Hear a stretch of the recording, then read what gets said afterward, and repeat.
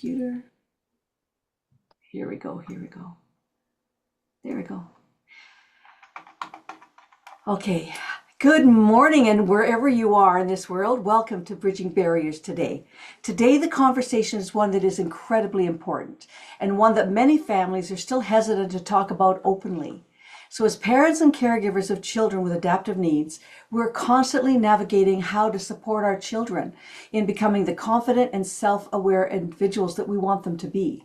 So that includes understanding their bodies, their identities, and their right to healthy relationships. And I hope you agree. I am truly honored today to introduce our guest today, Dr. Shaniff Esmail.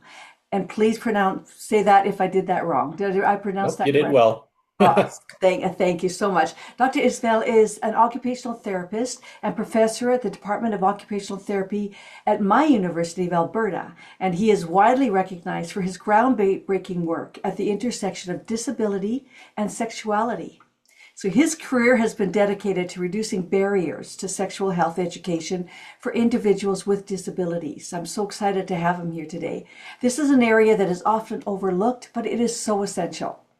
So he's contributed to powerful work such as the documentary Sexuality and has authored numerous peer-reviewed publications focused on sexual identity development.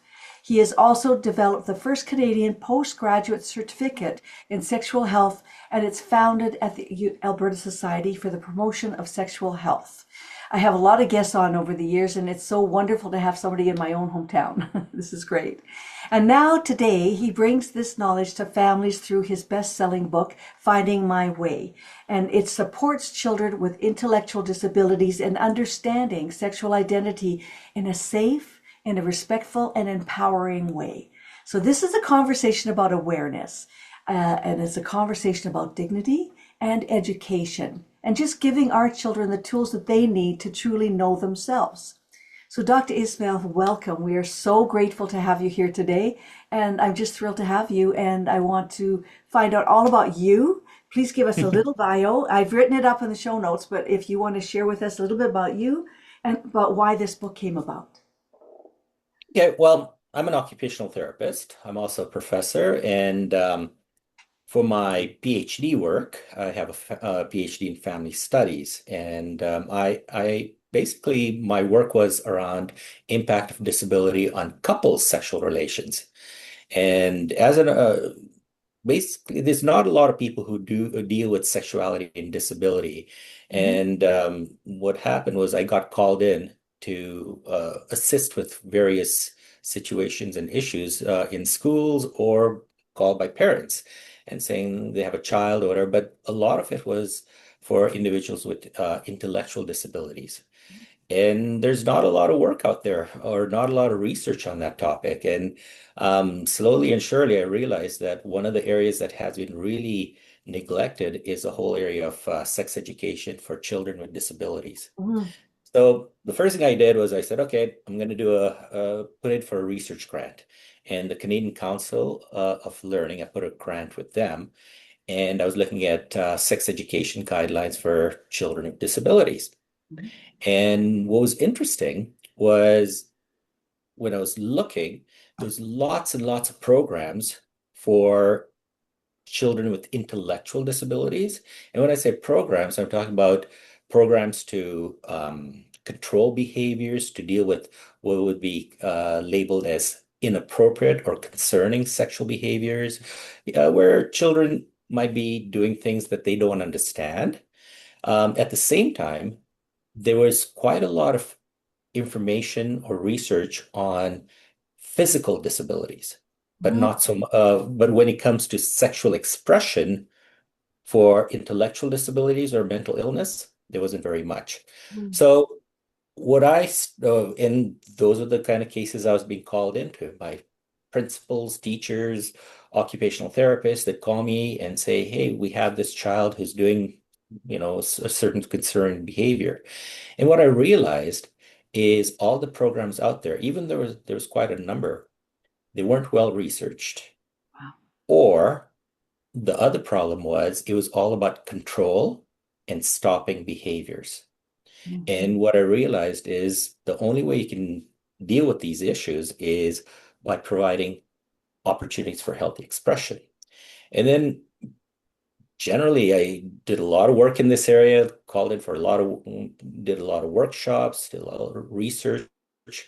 And what I've realized is one of the things that was a huge gap was we all have a sexual identity.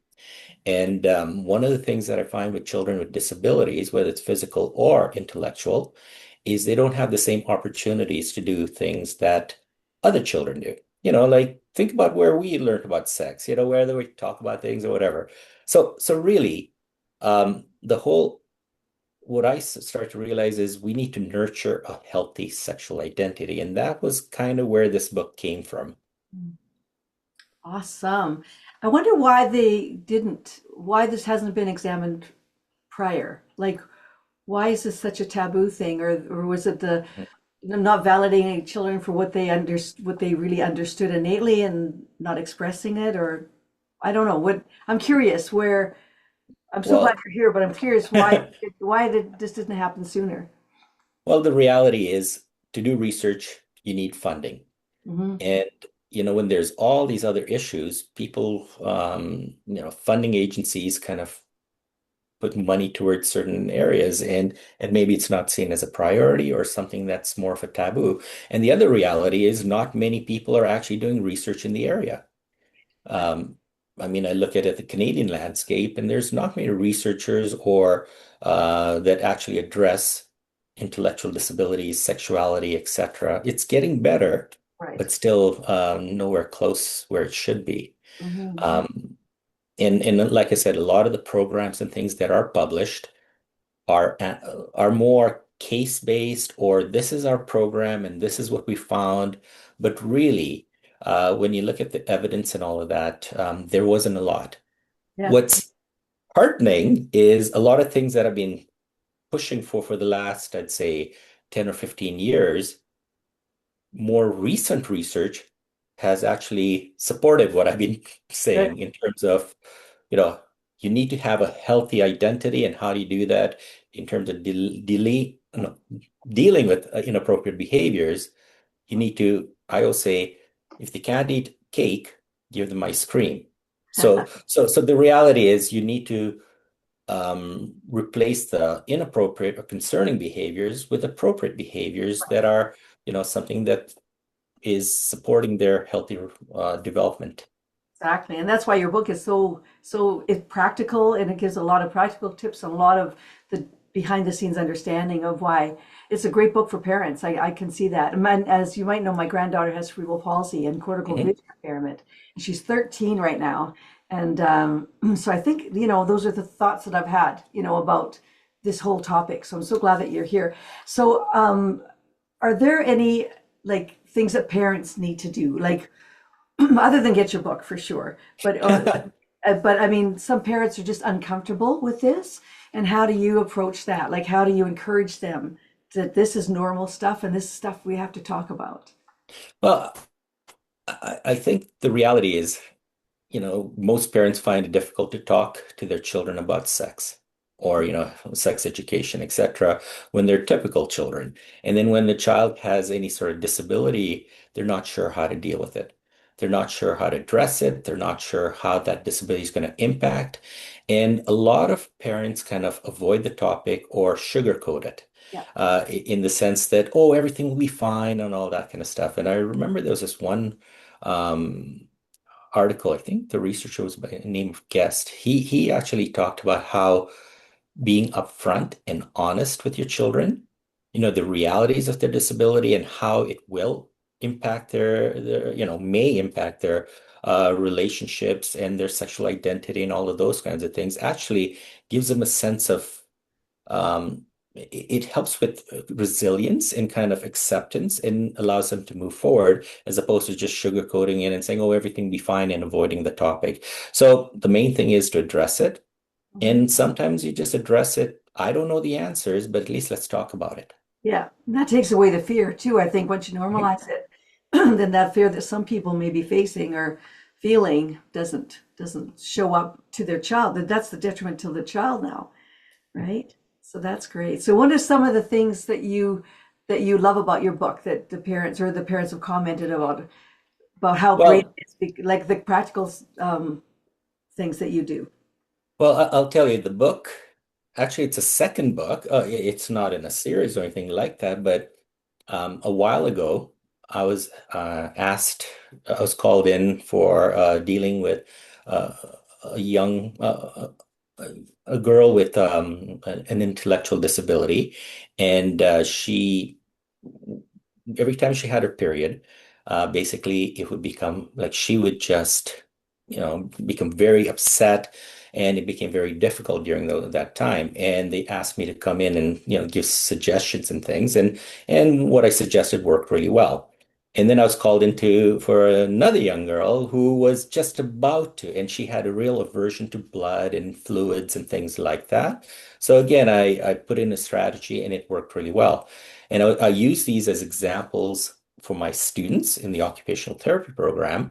And a few of my students said they're going to do that as their final thesis project.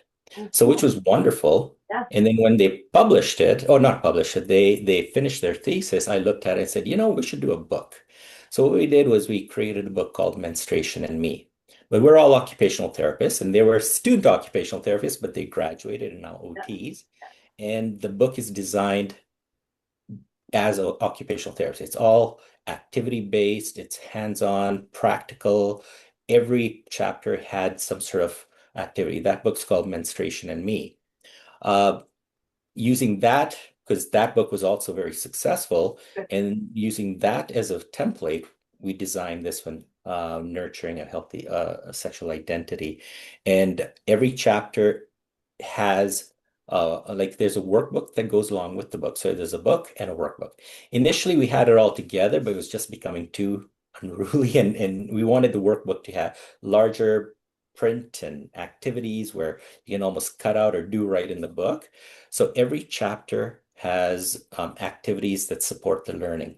So it's all hands-on. It's written in a everyday tone. I didn't want to make it academic. I wanted to make it that it's accessible to whether it's parents, teachers, caregivers, healthcare professionals, doesn't matter. Good. Well, that's wonderful to have. And anything practical, I think, is very more user friendly and more useful, like you said, for everybody.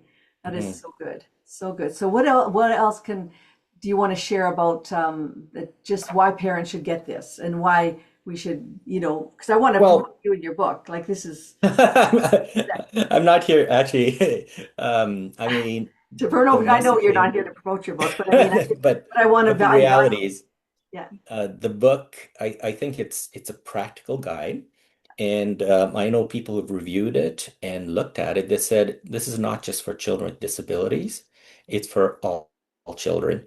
And they found that the activities and all the things were all useful for any child. all child. When you're working with children and helping them develop a healthy identity. Um, and I mean, all we've done in the book also is graded or kind of allowed for adaptations of the different activities. So depending if how functional the child is in terms of their communication, if they're able to understand, are they able to read, are they able to decipher different messages and things like that, and then you adapt things based on their functioning. So again, it could be for any parent, but the key thing is it hits all the different topic areas like body awareness, self-esteem, um, body image, you know, boundary setting, permission giving, consent. All of these are important topics for any child. It's not just for children with intellectual disabilities Of course, or physical disabilities, right? Let's or say physical disabilities. that Exactly. category, Mhm. right?